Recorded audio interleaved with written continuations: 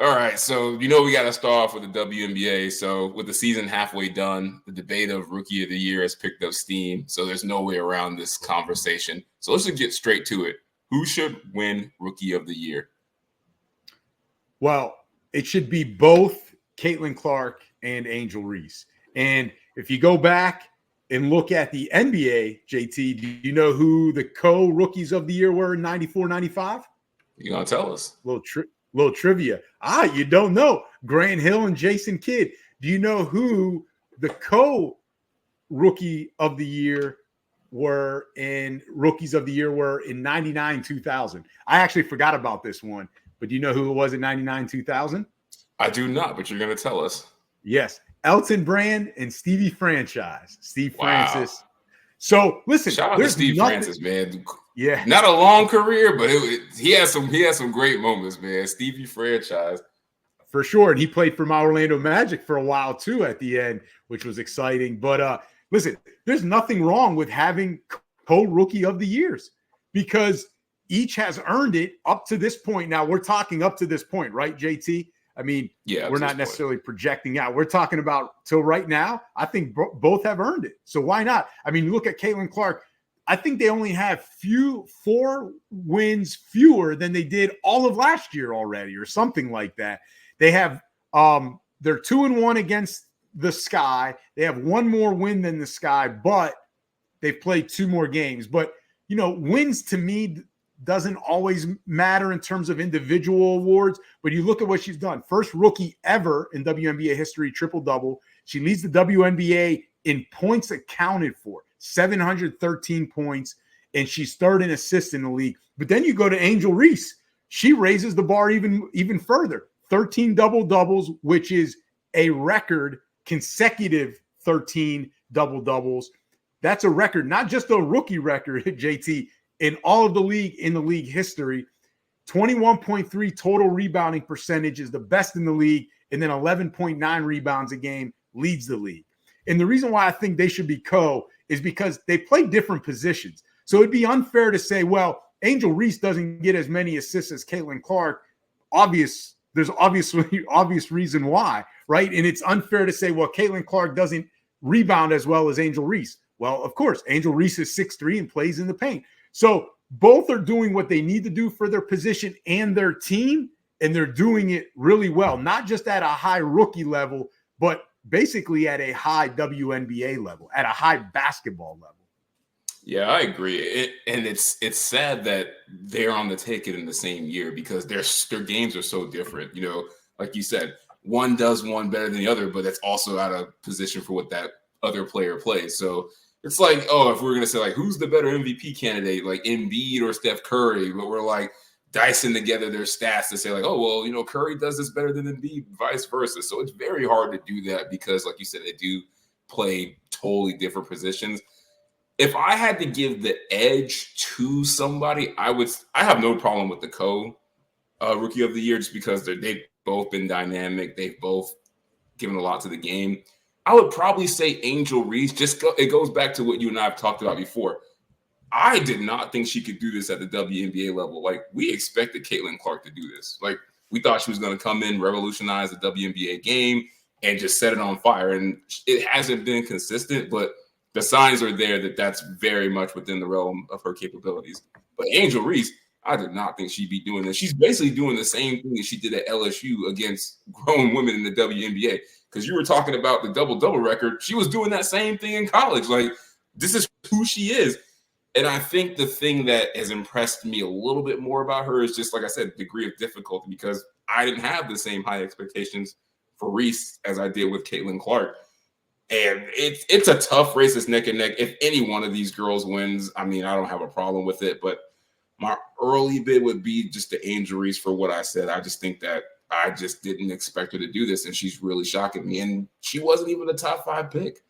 Yeah, the only pushback I'll give on that, JT, is in an award setting like this, what's it matter what expectations are? Because some would say, just like when LeBron came out, high school kid, Sports Illustrated cover, dubbing him the next Jordan. You know how much pressure there is to perform. It's almost like you can never live up to that. And LeBron has. And it's kind of like Caitlin Clark can never live up to all the expectations everyone had to like save a sport, save a league, even though the league has done really well the past few years to get to this point. And it's like, why punish someone? But let's be honest. When LeBron came into the league, it was clear that he was the best rookie. Like, it really was.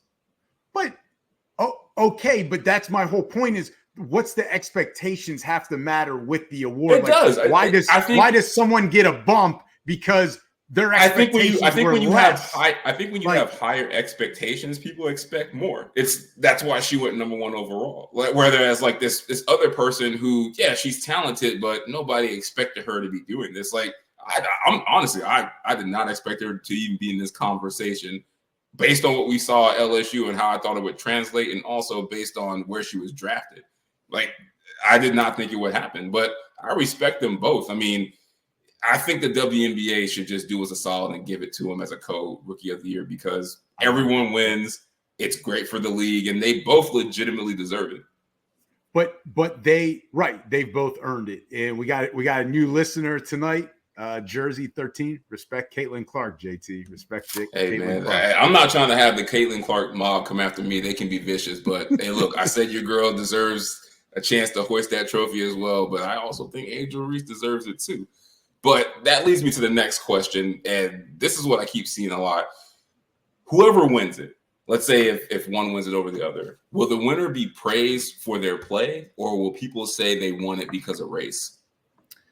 You know, I think people like us, JT, we will appreciate their play, and whoever ends up winning, like we just commented, you know, positives on both sides for both players, I should say. So we're going to praise their play in that they earned it. But JT, since the moment LSU beat Iowa in 2023 and Reese did the John Cena, you can't see me, back to Caitlin Clark, after Caitlin Clark did it to South Carolina, race has been discussed. So I think your answer is right there. Like, it is already being discussed. I'm listening to sports talk radio because I have a 2-hour commute home, because some of us can't work remotely, JT. Like, yo, we're not getting into this. We're not getting into this. Work from home does not mean not working. You're gonna learn that. So Matt, I was listening to it 2 hours to get home through the DC traffic to get here, and I got here on time. But the guy that works remotely was late to the Orlando studio. You want to be out and want to drive around. You want to listen to sports radio. You're not trying to get home. Go figure how JT was late, yet he works remotely and he missed the Orlando studio. I didn't say it was late. I didn't say I'm listening to the radio. I'm listening to the radio, and a caller calls in and says, you know, these two are like the Magic Bird. They're taking the league to the next level. And right there, it's like, why is it Magic Bird? Why couldn't it be MJ LeBron? Right? That sort of debate. So I think it's the same reason. It's the same reason with comparisons to any sport. Anytime there's a good white receiver, who they're going to go to? Oh, it's Cooper Kupp. No matter what their skill set is, people can't help themselves when it's comparisons. Like, I never see people do comparisons of athletes across racial lines, which I think is dumb, but you see that all the time. So you have any, I mean, you cut me off, but I actually was done, believe it or not. Oh my God. Yeah, you're right. I mean, we're supposed to be talking back and forth, but I guess you don't want to talk to me today. But yeah, I do. I agree. I think it's going to be about race. I think it's a lose-lose if one of these guys wins it by themselves outright. Like, it's always going to be about race. Like, if Caitlin Clark wins, it'll be, you know, hey, like, she got it. She's a daughter of the league. Like, she's white. She's getting privilege. If Angel Reese wins, it's because, like, oh, you know, whatever the words they want to use. Oh, it's woke. It's because, you know, they cried about it. Like, she only got it because she's black. Like, they're going to find a reason to put race at the middle of it, because, like you said, race has been at the middle of this entire thing with them since that moment in college. So, I mean, I wish it was about their play, but I mean, yeah, it's going to be about race. Now, the crazy part about it is also, if they both win it, it will also be about race. It'll be about, oh, they only included her in this conversation because of race. Like they only included Angel Reese in this because of race. Same thing with Caitlin Clark. So I think it's a lose-lose. I think whoever wins, if they win it outright, I think they're prepared for that to happen. I don't think it's going to bother them, but I just wish they would just get it just based on their accolades. But this is what happens. Like you have tight award races in professional sports all the time. Yeah, I think you're right. It's a lose-lose, and you hope that whoever is voting, that panel of voters, they do it based on who they feel have earned it. And that's why I was saying Cole, because you look at some of the things Angel Reese is doing, it has never been done before. And then you look at what Caitlin Clark is doing that rookies have never done before. I mean, she just had a triple-double, like the first rookie to ever do that. So they're doing things we have not seen, and why not award both? This isn't just giving a participation trophy to the other person that doesn't win. No, they're both earning it. So, but I mean, I agree with you. It is a lose-lose.